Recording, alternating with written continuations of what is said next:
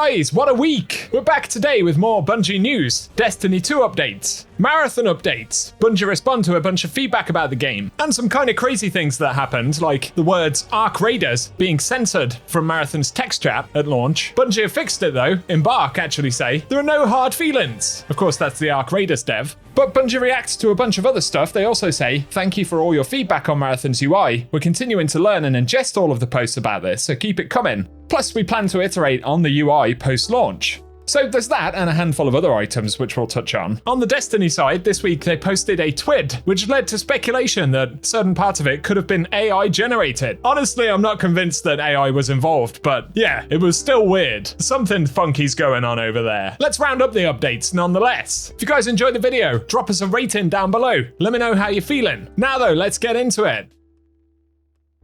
Following the twid this week, Paul said, probably the worst twid yet. Was this AI generated? Why are you talking about Code of the Missile? And in the twid, Bungie gave some tips, a text description on how to speedrun through Equilibrium, and referencing the Arc Titan. Yeah, they did initially refer to Code of the Missile, which was the old subclass tree name for Thunder Crash. And as players have pointed out, that was removed with Arc 2.0 several years ago. So I don't know why Bungie were referring to Code of the Missile. Honestly, I don't think it was AI generated, but who knows? I just get the feeling that the teams running the twids at the minute are kind of like out of touch. And I'm really not trying to be mean to anyone, man. But it's just crazy. I guess the community team, since they don't have a lot of like new content stuff to talk about, are trying to create stuff to talk about. Let me know in the comment section, do you think the twid needs to exist at this point?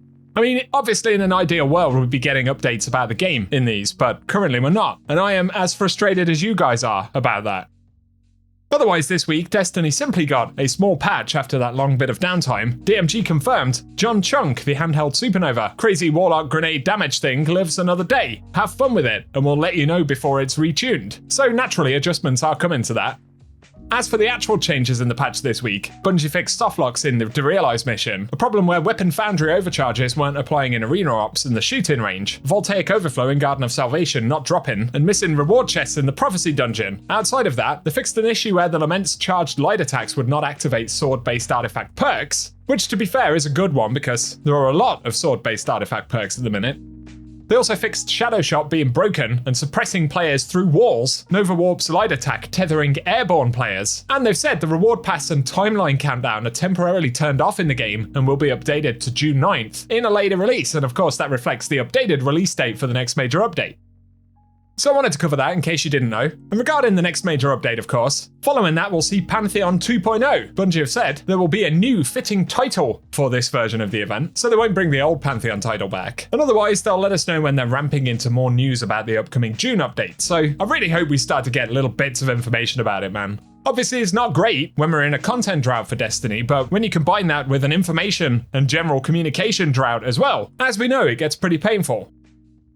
Next up, it was Marathon Server Slam this week, of course. As we mentioned, Arc Raiders was censored from the in-game text chat for a little while there at the launch, and later fixed. Embark, the Arc Raiders developer, said, there are no hard feelings, however. No matter if you're a runner or a raider, loot is loot. And following loads of feedback about the Marathon Server Slam, I'm not going to go into any more about it right now, because I did make a specific video giving thoughts on that, so if you want to check it out, you can, but Bungie say thanks for the feedback. We've got crucial intel that will help us make updates during the slam and tie up any loose ends as we continue towards March 5th. That includes mouse input causing lag, and they've seen reports that the mouse input stops working when players are running any form of streaming software, so hopefully they'll get a fix for that. Otherwise, there was an issue with proximity chat where it wasn't working properly, but they've said they've fixed that. There was also a lot of feedback about people not using prox chat, so I would assume that at least part of that is the fact that it was actually bugged for the first day. So give us any experiences you may have had with it.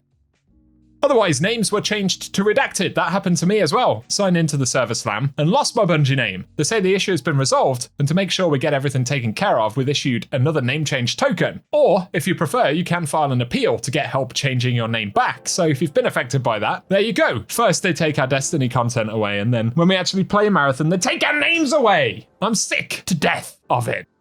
Textures also aren't loading, and there are performance issues. Hardware configurations can span far and wide, so thanks to the feedback, we've got lots of information which can help us ensure Marathon runs as smoothly as possible. They also recognize feedback about the UI. We've heard your thoughts, and we want to hear more. We have a feedback thread on our official Discord, and we're waiting to hear what's on your mind. Of course, these extraction games tend to have a lot of itemization. There are lots of things going on, so that's part of the equation, but I do think Marathon's UI is pretty chaotic. They finally say they've seen reports that PvP isn't frequent enough overall. If you're looking for more PvP, keep in mind that the beginner version of Perimeter intentionally infills fewer runners. But additionally, the UASC are deadlier than you might think, and they'll wipe you off the map, thus limiting the lobby's PvP opportunities if you let them swarm. So those are the initial pieces of kind of core feedback that they've responded to. They also are investigating additional reports of mouse and input issues for the game in general, so I'm sure there will be more updates, but yeah, in terms generally of how that server slam's going. As we highlighted the other day, it did peak at 143,000 players on Steam, so that's quite a large number of people actually jumping into the game. And then in the daytime, it's kind of dropping down to around 60,000. That's middle of the day on Friday for me, which is early in the US, so it's probably going to pick up, but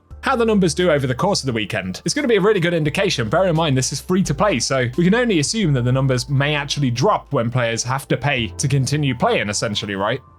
It makes complete sense that Marathon is not as popular as something like Arc Raiders, it's just not as appealing. It is a more hardcore game, which is certainly part of it. We'll see how the numbers perform, man, but as we've discussed, it is a big deal, as Bungie are very reliant on Marathon performing well. And as I've said before, while I did cover some Marathon stuff, Destiny 2, generally speaking, is significantly more interesting to me. So ultimately what I'm saying is, whatever happens with Marathon, I don't want that to mean bad things for D2. Cue all the comments telling me, of course it means bad things for D2.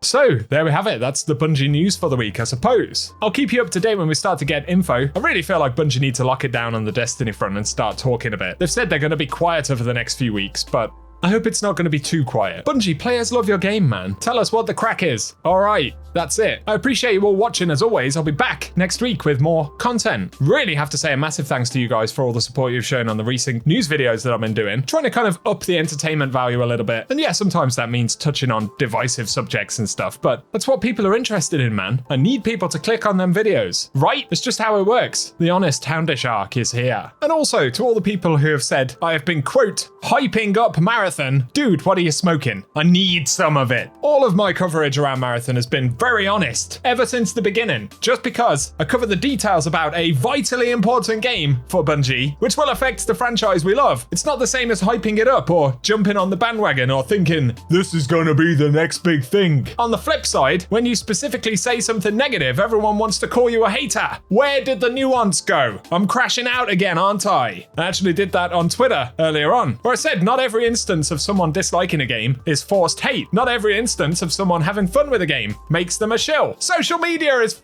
insufferable. See you in 6 months for my next update. You won't have to wait that long here on the YouTube side though. Crashout, complete, ready for exfil. Cheers my friends, enjoy your weekend. Do things that make you happy and I'll catch you all very soon.